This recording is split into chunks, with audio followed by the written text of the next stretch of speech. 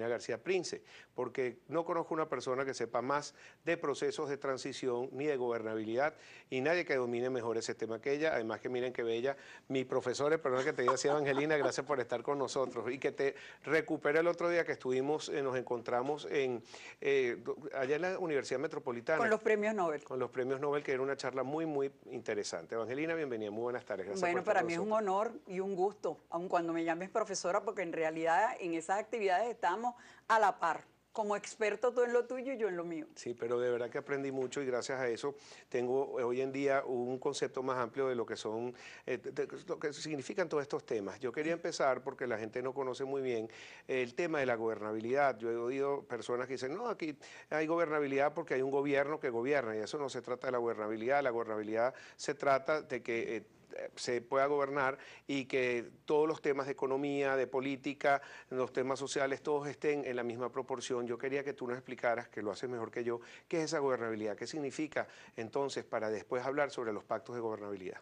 Bueno, la gobernabilidad es un problema que ha venido siendo desarrollado desde hace aproximadamente unos 40 años y especialmente a partir de situaciones en las cuales desaparece un conflicto, viene un proceso de transición y hay que realizar un pacto de gobernabilidad, como ocurrió, por ejemplo, en España a la muerte de Franco, como ocurrió, por ejemplo, en Centroamérica con los acuerdos de Esquipula después de la Guerra Centroamericana. Y la gobernabilidad es una situación que no tenemos en Venezuela. En mi criterio, nosotros estamos viviendo una situación de plena ingobernabilidad. ¿Por qué lo digo? Porque la gobernabilidad tiene ciertas exigencias que son muy concretas y muy claras. En primer lugar, unas reglas de juego que todos los actores respeten. Eso no pasa aquí. Legitimidad de todos los poderes públicos, nada más que basta ver lo que pasa con el Tribunal Supremo de Justicia para darnos cuenta de que hay una ilegitimidad campante tanto en muchos aspectos del Poder Ejecutivo como del Poder Judicial. El único que está legitimado es el Poder Legislativo gracias a los resultados del 6 de diciembre. Políticas públicas eficientes, el desastre que estamos viviendo.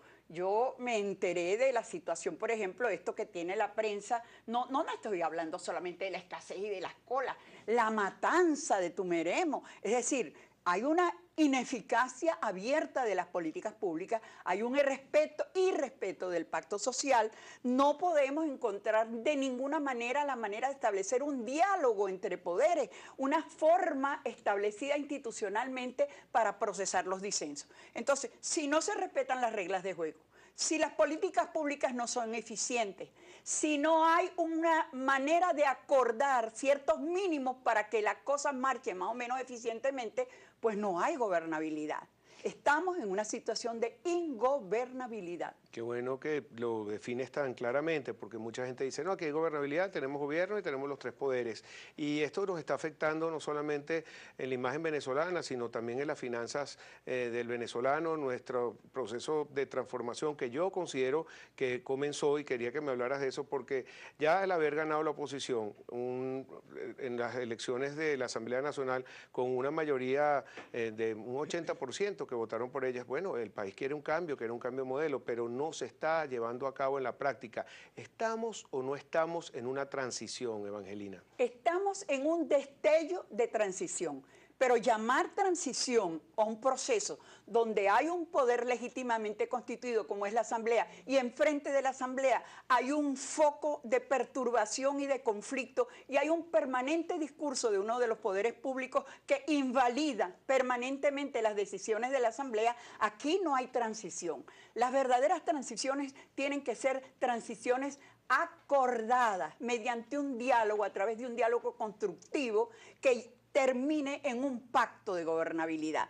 Mientras ese pacto no existe, mientras no hay un acuerdo que reúna la opinión de todos los actores, y cuando me refiero a los actores no estoy refiriéndome solamente al gobierno y a la oposición, son los actores que tienen que ver con que este país marche y entre los cuales están las fuerzas trabajadoras, las fuerzas empresariales, la sociedad civil, el sistema de partidos. Esos son los actores que le pueden dar a este país una transición coherente si hay un pacto en el cual hay acuerdos acerca de los roles que cada uno de estos actores debe cumplir. Y si eso no está acordado, si eso no es un pacto que tiene formalidad, si no es el el producto de un diálogo constructivo, bueno, podemos enfrentarnos a diversos escenarios, pero no un escenario de rescate de la gobernabilidad y de estabilidad que permita salir de la situación tan dramática que estamos viviendo en el plano económico, en el plano social, en el plano político, en el plano incluso del ejercicio de los derechos de la ciudadanía. Entonces hay que rescatar el Estado de Derecho, hay que rescatar la legitimidad de los poderes, hay que rescatar la posibilidad de que tengamos algunos instrumentos y mecanismos para ventilar el disenso, porque gobernabilidad no es que está todo el mundo de acuerdo. Claro. Es decir, el disenso es parte fundamental de la democracia, pero tiene que haber mecanismos institucionales muy claros, muy eficientes, que permitan a través del diálogo constructivo entrar en una posibilidad de marcha hacia adelante. Okay. Los procesos de transición son procesos muy delicados. Quería preguntarte precisamente eso y vamos a la historia, porque así lo hayan satanizado. Nosotros tuvimos en Venezuela 40 años de democracia gracias a un pacto muy famoso, histórico, que fue la base para otros pactos como el que tú acabas de nombrar, el de la Moncloa, que fue el de España después que murió Franco. Es el pacto Punto Fijo, que gracias a su Acción Democrática, COPEI y otros partidos se pudieron poner de acuerdo y respetarse unos a otros para lograr esa gobernabilidad que tuvimos. Háblanos un poco también de ese pacto de Centroamérica. ¿Por qué es tan importante ese pacto? Y fue tan importante el pacto de Punto Fijo que cuando se estaban preparando los acuerdos de Esquipulas, el expresidente Carlos Andrés Pérez favoreció la reunión en la isla de Contadora, en Panamá, de ciertas reuniones de expertas y expertos auspiciados por Naciones Unidas y la Unión Europea para que se prepararan los pactos de Esquipulas. Los pactos de Esquipulas tienen la característica de haber sido fundamentalmente pactos con, digamos, elementos de carácter político, a diferencia de los excelentes pactos de la Moncloa, que era un programa económico, social y político. Y el pacto de Punto Fijo es un pacto ejemplar. Fue un pacto, fue una transición que fue pactada. La salida de Unión Republicana Democrática por disenso de ese partido respecto de algunas de las políticas públicas fue una salida pacífica que fue acordada dialógicamente. Okay. Tener un pacto de transición, ¿qué factores se necesitan y cuáles serían los peligros que también pueden correr un proceso de transición? En este momento yo pienso que la situación de ingobernabilidad es tan grave que permite el estimado de varios escenarios. Escenarios que solo una transición pactada, digamos, puede dar salida a lo que es el conflicto que estamos viviendo, conflicto soterrado o conflicto abierto. Si el presidente Maduro rectificara, habría una posibilidad, pero estamos viendo que es un actor dentro de la situación que más bien genera conflicto, llama más a la confrontación. Está descartado, por supuesto, una salida militar. No hay la posibilidad de una disidencia civil, son 17 años de aguante. Lo hemos intentado, el tema de la disidencia civil, pero se confronta la disidencia civil con unas políticas de represión que han dejado demasiadas deudas, demasiadas huellas negativas, demasiadas defunciones en aras de la búsqueda de la democracia. De manera tal que ni confrontación, ni rectificación, ni salida militar, lo que nos queda es un diálogo constructivo para poder planificar una transición para llegar a la gobernabilidad. Ahora, ¿qué es lo que exige una transición? La transición, para que sea eficiente, para que sea gobernable, requiere el acuerdo. ¿Por qué requiere el acuerdo?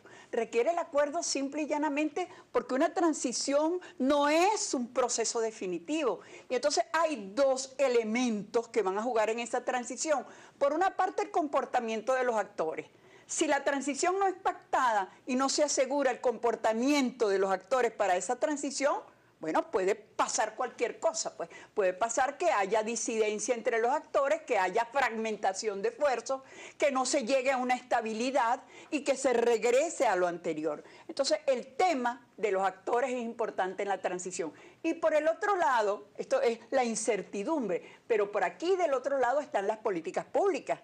Y no veo yo hasta este momento que haya un programa acordado que nos permita, bueno, después de Maduro, ¿qué?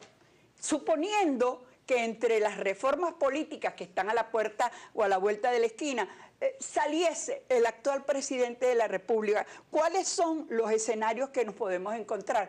Bueno, que haya dispersión de esfuerzos, que no haya integración de las posibilidades y que eso degenere prácticamente. Entonces, hace falta que los actores que tienen poder de decisión y poder de convocatoria, que están tras la búsqueda de la gobernabilidad democrática, lleguen al acuerdo pactado y que venzan la incertidumbre, la ambigüedad, para que lo que pase en el proceso sea predecible. Okay. Mira, Angelina, te quería preguntar algo porque el otro día Henry Ramos Alú, presidente de la Asamblea Nacional, en un discurso que dio en la Universidad Simón Bolívar, él manifestó que hay poderes internacionales interesados en que haya estabilidad política en nuestro país. Y nombró al Vaticano, nombró también a Obama. Bueno, todos estos factores porque nosotros estamos viendo, conociendo. De hecho, hay una reunión entre Raúl Castro y Obama en los próximos días en la isla de Cuba. Nos da a entender que hay una negociación, pero también habla de que si él tiene que pactar con los chavistas lo va a hacer y que eso hay que hacerlo, que eso ha pasado históricamente. Por otro lado, también oímos en una nueva locución de Diosdado Cabello la semana pasada, en un tono un poco más conciliatorio, un tono más pragmático, él decía, bueno, cuidado a la oposición, no se estén alegrando de que cayó el precio del petróleo porque quizás en unos días puedan estar gobernando. Podemos leer entre líneas de que puede haber algún tipo de negociación que no estamos viendo. A mí me da la impresión que como que hay algo por detrás que no nos están diciendo, porque veo a todos los factores de poder como muy calmados.